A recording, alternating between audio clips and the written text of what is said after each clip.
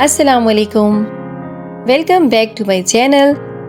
آج کل عید کا بہت زور و شور ہے، تو خواتین کو آپ کو پتہ ہے کہ بہت کریز ہوتا ہے کہ ہم پیارے سے خوبصورت سے سٹائلز بنائیں، سلیوز ڈیزائنز، دامن، گلا، سب کچھ۔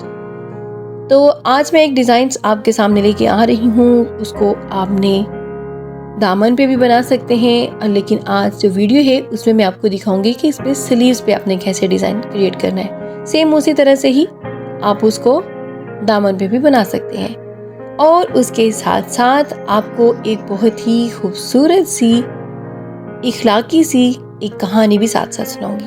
کہانی کو بھی انجوائے کریں اور اس ڈیزائن کو بھی انجوائے کریں۔ یہ کہانی ایک چھوٹے سے گاؤں کی ہے، جہاں دو دوست رہتے تھے۔ حارث اور فہد دونوں بچپن کے ساتھی تھے اور ایک ساتھ اسکول جاتے تھے۔ حارث ایک ایماندار اور حق گو لڑکا تھا، جبکہ فہد اپنے مطلب کے لیے جھوٹ بولنے سے بھی دریغ نہیں کرتا تھا۔ دونوں کے درمیان کافی گہری دوستی تھی، ان کی سوچ کے فرق کے باوجود بھی۔ حارث کا خواب تھا کہ وہ بڑا ہو کر ایک کامیاب تاجر بنے اور اپنے گاؤں کی خدمت کرے۔ اس نے اپنے والد سے ایمانداری اور سخت محنت کے اصول سیکھے تھے۔ دوسری طرف فہد ہمیشہ آسان راستے تلاش کرتا اور دوسروں کو دھوکہ دے کر کامیابی حاصل کرنے کے خواب دیکھتا تھا۔ ایک دن گاؤں کے سردار نے اعلان کیا کہ وہ ایک تجارتی مرکز قائم کرنا چاہتا ہے تاکہ گاؤں کے لوگوں کو روزگار مل سکے۔ اس کے لیے ایک ایماندار اور قابل فرد کی ضرورت تھی جو اس منصوبے کی نگرانی کرے۔ گاؤں کے تمام لوگ اس موقع کو حاصل کرنے کے لیے پرجوش تھے، اور حارث اور فہد دونوں نے بھی اس عہدے کے لیے درخواست دے دی۔ سردار نے اعلان کیا کہ جو بھی یہ عہدہ حاصل کرنا چاہتا ہے اسے ایک امتحان دینا ہوگا۔ یہ امتحان نہ صرف ذہانت بلکہ ایمانداری اور کردار کی جانچ پر مشتمل ہوگا۔ سردار نے دونوں امیدواروں کو ایک بیج دیا اور کہا کہ اسے زمین میں بو کر اگائیں۔ جو شخص بہترین فصل اگائے گا وہی اس عہدے کا حقدار ہوگا۔ فہد نے بیج لیا، لیکن اسے یقین تھا کہ صرف بیج اگانے سے کامیابی نہیں ملے گی۔ اس نے سوچا کہ اگر وہ دھوکہ دے اور پہلے سے اگا ہوا پودا زمین میں لگا دے تو آسانی سے جیت سکتا ہے۔ اس نے اپنے منصوبے پر عمل کیا اور زمین میں ایک خوبصورت پودا لگا دیا۔ دوسری طرف حارث نے بیج بویا اور اس کی مکمل دیکھ بھال کی۔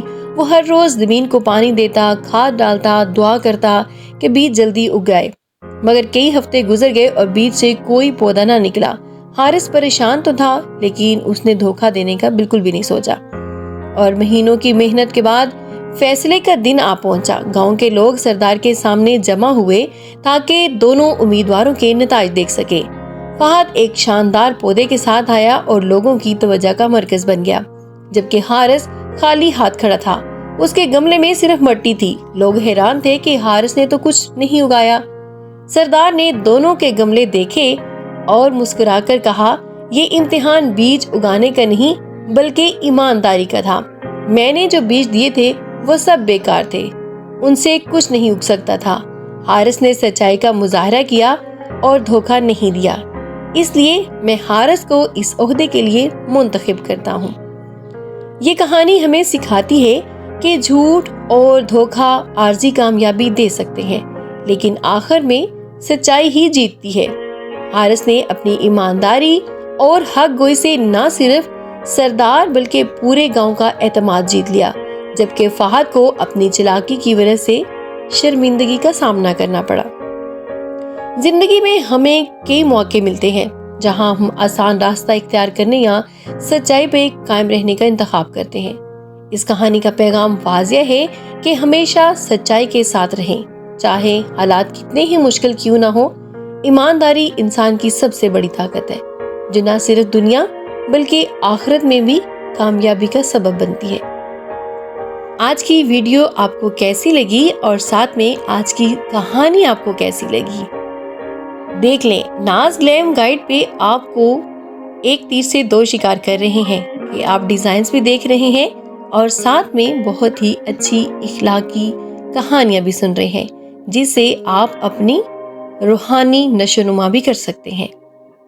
مزید ایسی ویڈیوز دیکھنے کے لیے سبسکرائب کریں، لائک کریں اور بیل آئیکن کو ضرور پریس کریں تاکہ آنے والی ہر ویڈیو بر وقت آپ تک پہنچ سکے۔